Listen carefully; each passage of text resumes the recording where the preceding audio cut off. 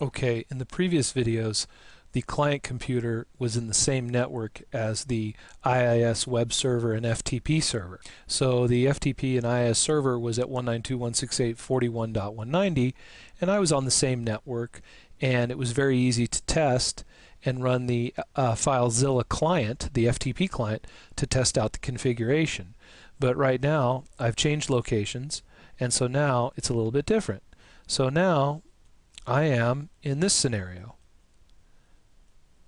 Right now my client computer is on the 4 network and the IIS FTP server is still on the 41.190 192.168.41 network, host number 190, right? So my server's still there, but I'm no longer on the same network as the server.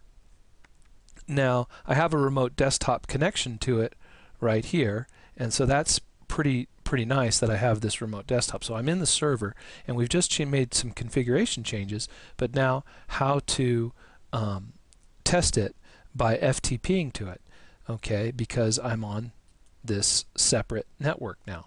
So what we're going to do is I'm going to use this as a chance to show how the firewall works in between, the router in between. So what I'm going to do is, since I'm on this network right here on my server, I'll use my server to get into the firewall router. So I'll go to the server, and just so happens that this firewall router is located at this address, which I'm going to get to.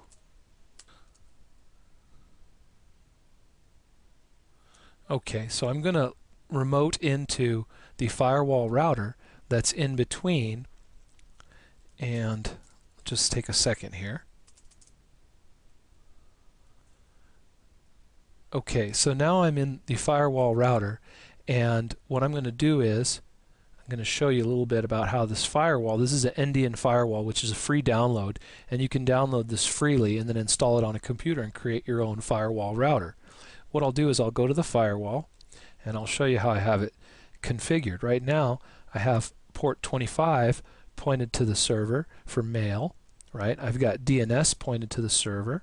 I've got a bunch of ports pointed to the server, including the R desktop, which allowed me to remote into the server with R desktop. But what I need to do is I need to put in a new port, port 21. So let's do that, right? That'll be a good exercise. So now I'm in the router.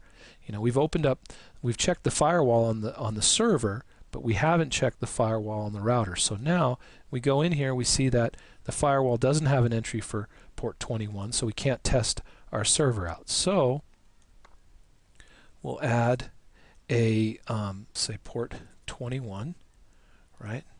We can just go in here and put FTP. There you go. Service FTP. The port range comes up automatically for 21 in the protocol of TCP.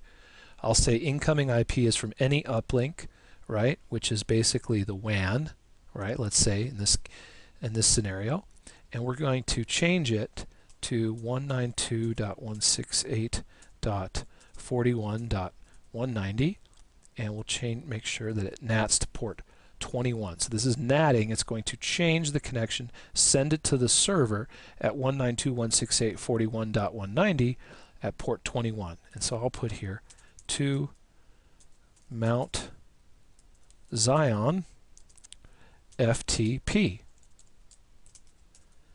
And I'll hit create rule, and then I'll hit apply. So now it's at port 21, and so now we should be able to contact our router from where we're at right now.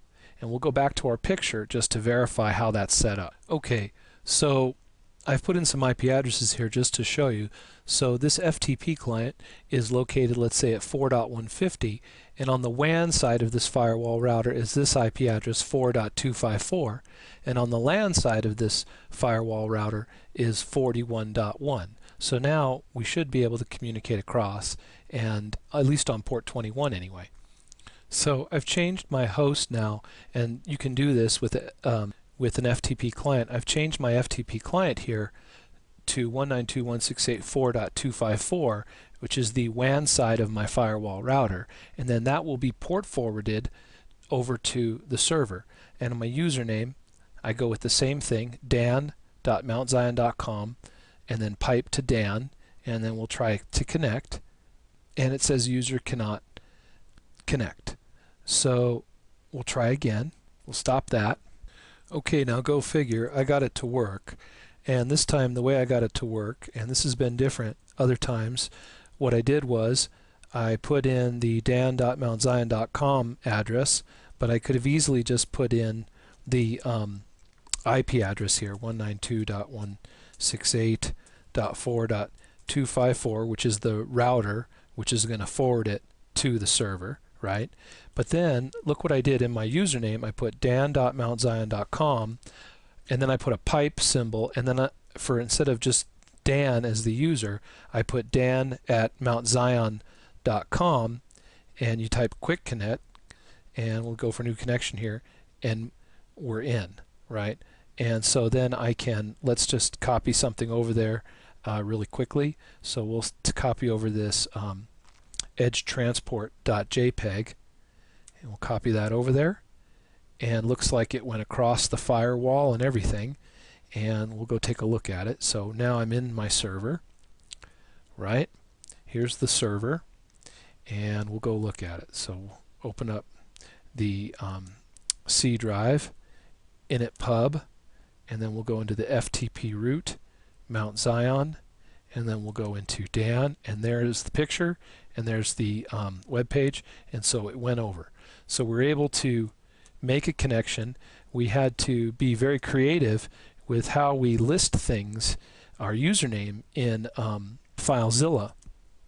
Also, I wanted to point out that the reason I was able to get this working, the dan.mountzion.com, because this is not a publicly available domain name here, or subdomain name.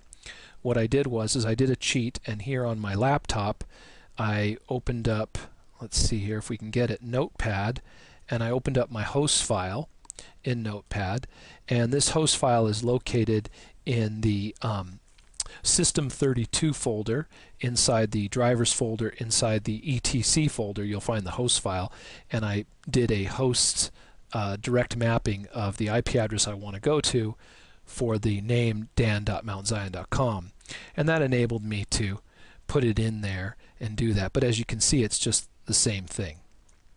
It resolves and then it goes across, but the username was the unique change that got it to work in this scenario.